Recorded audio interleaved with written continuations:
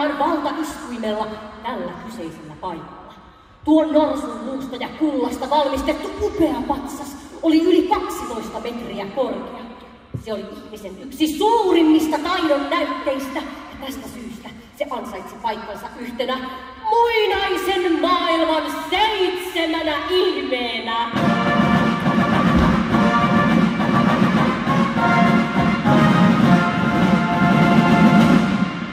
Apua, mä en kestä miten leimipeli tää on. Valitettavasti, kuten historiankirjat ovat meille opettaneet, patsas tuhoutui traagisesti tulipalossa. Mutta saamiemme uusien tietojen mukaan näyttää hyvin todennäköiseltä, että patsas on kuin onkin edelleen olemassa.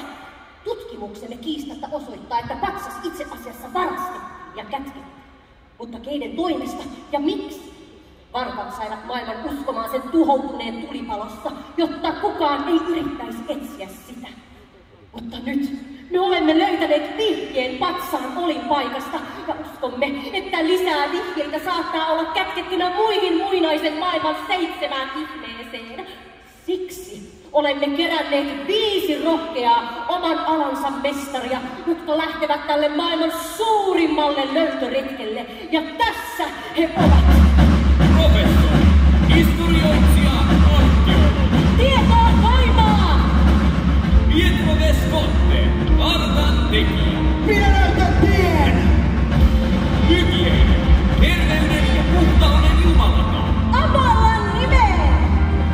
Dias, filosofi ja yksi Kreikan 7 viisaasta. Rakasta harkitsemista! Agenda, viikinki hallitsija. Minä haluaisin kiittää kaikkia minun faneja. Ilman teitä ei olisi mitään. Ja ottakaa mun diktattili haltuun, jolle 012!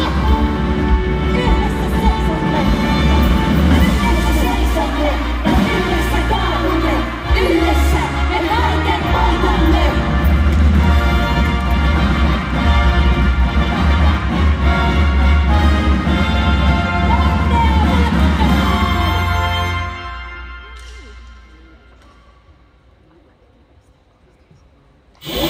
Arvon seikkailijat, minun nimeni on Apuri.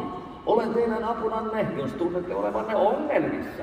Seikkailun aikana saatte pyytää apuani 3 kertaa. Tässä!